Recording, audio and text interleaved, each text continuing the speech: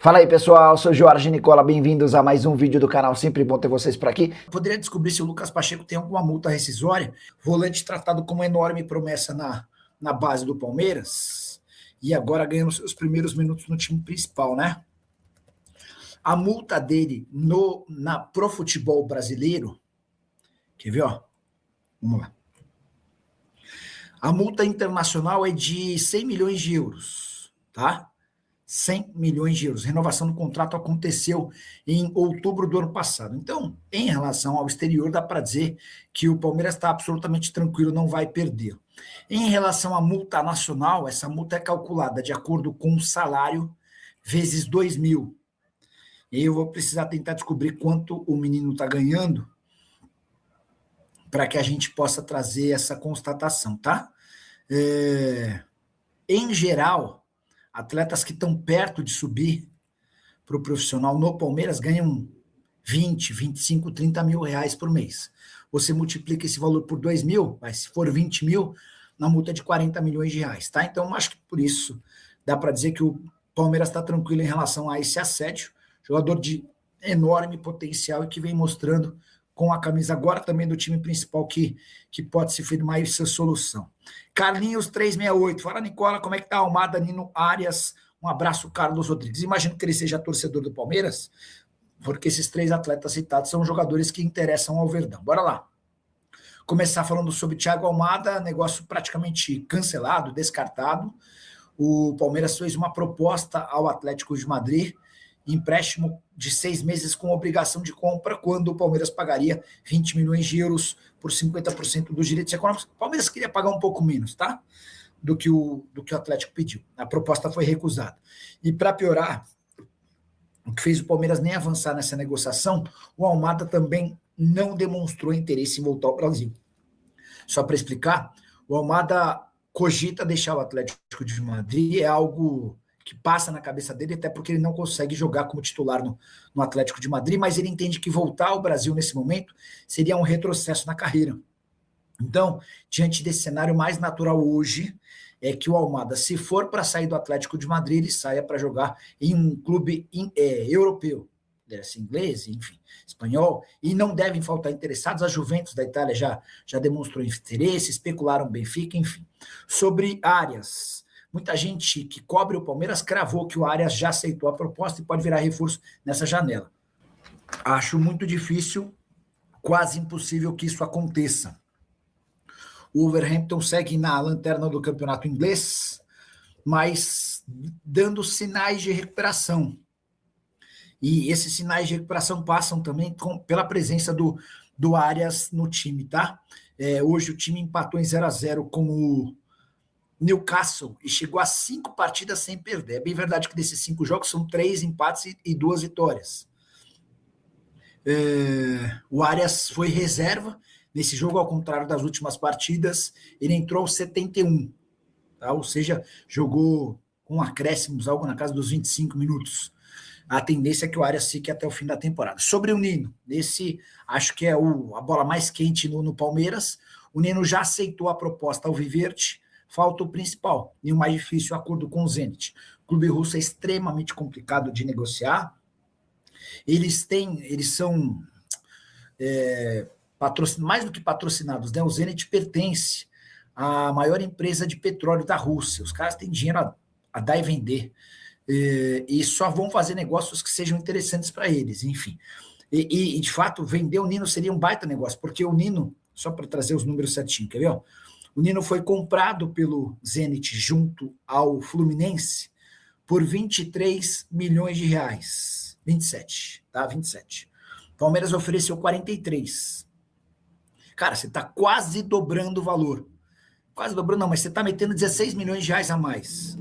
O Zenit não aceitou. O Zenit está pedindo 62 milhões. Aí sim, eles querem mais do que dobrar, né? 27 vezes 2, a gente está falando de 54. Ou seja, os caras querem 8 milhões de reais a mais do que o dobro. Enfim, no final das contas, pode ser que o Zenit ceda um pouco, que o Palmeiras suba um pouco a proposta e exista um acordo. Se existe alguma chance de algum desses três serem contratados, essa chance passa muito pelo Nino, tá? Pergunte ao JP Sampaio se existe alguma conversa para adquirir um maior percentual dos direitos de Larsson. Atualmente só tem 30%. Larsson é um menino contratado como meia do Goiás, tem atuado como volante com a camisa do Palmeiras, tem atuado inclusive no time principal. Ele começa a jogada do gol do Luiz no jogo contra a Portuguesa, tem feito boas presenças e participações. Deixa eu ver se consigo alguma atualização.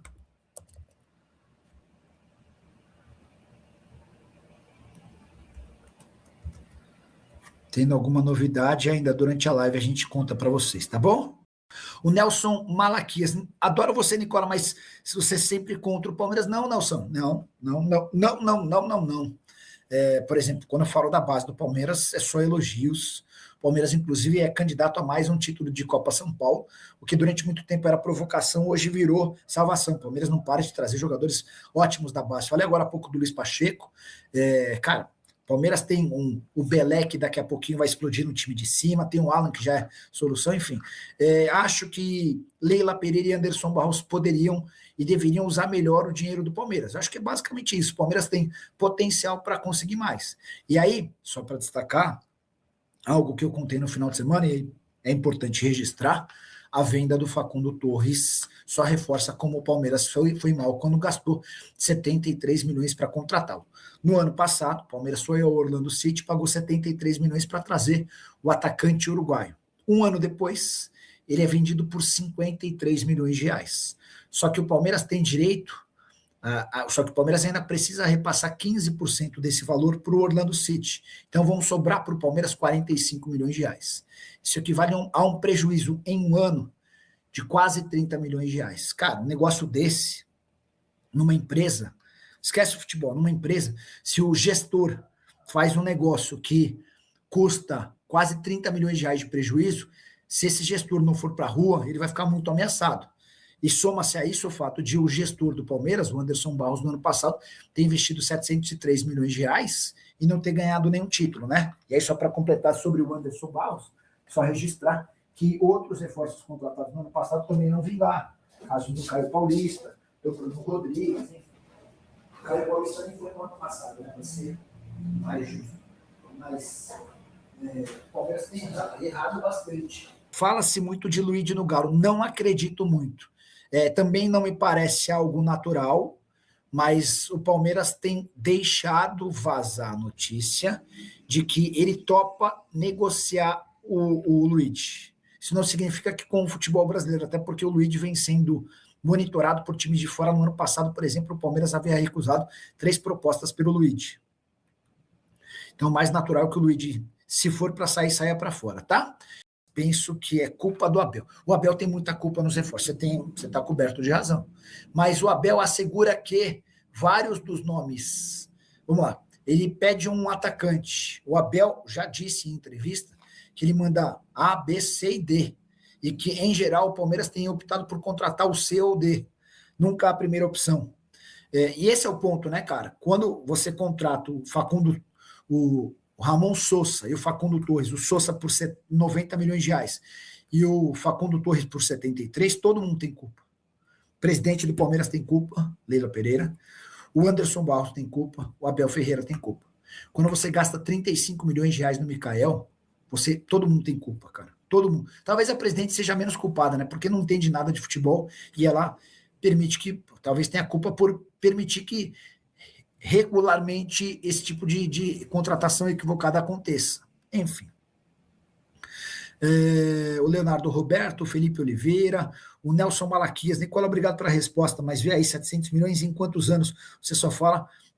mas vamos lá, o Nelson Malaquias ele adotou o discurso do Abel, e é legal até para que a gente possa explicar. O Palmeiras gastou no ano passado 703 milhões de reais. E aí o Abel falou assim, olha, esses 703 milhões de reais investidos vão ser pagos em 5 anos. É assim que o futebol para todo mundo. Por exemplo, no ano passado, o Palmeiras pegou praticamente 703 milhões. Ele gastou 703 e conseguiu com venda 700 milhões de reais. Tanto para compra quanto para venda, é parcelado. Então, essa conta que ele... essa justificativa dele, olha, vocês estão fazendo 703, não é para agora, é para vários... Não, 703 milhões de reais garantiram as contratações da temporada, ainda que esse pagamento seja feito em parcelas. E o Palmeiras arrecadou 700 milhões de reais, que também vão ser recebidos em parcelas. Tá? E outra coisa que o Abel havia falado, depois da estreia contra a Portuguesa, vitória por 1-0, o Abel chegou a dizer que o Palmeiras do ano passado gastou 703 milhões de reais, mas vendeu com atletas da base 2 bilhões de reais. Mas aí ele está usando números que não são correspondentes à linha do tempo. Ele fala de 703 milhões de reais investidos em uma temporada e de 2 bilhões de reais arrecadados em 10 anos com atletas da base. É justo para vocês? Porque do jeito que ele colocou, parece que o Palmeiras gastou 703 milhões de reais no ano e arrecadou 2 bilhões de reais em um ano. Aí, por isso que ele fala do saldo de 1 bilhão e 300 milhões de reais, que ele quis entender que, apesar de ter gastado tanto, o clube ainda teve um déficit técnico, porque ficou 1 bilhão e 300 milhões de reais abaixo. Ao contrário, esse 2 bilhões que ele citou é quanto o Palmeiras faturou com vendas de atletas da base em 10 anos, desde 2015. Enfim, só para trazer todos os lados também, né? Contei para vocês que o Martini será multado, né? Deixa eu clicar em Palmeiras para ver se aparece alguma atualização sobre o Verdão.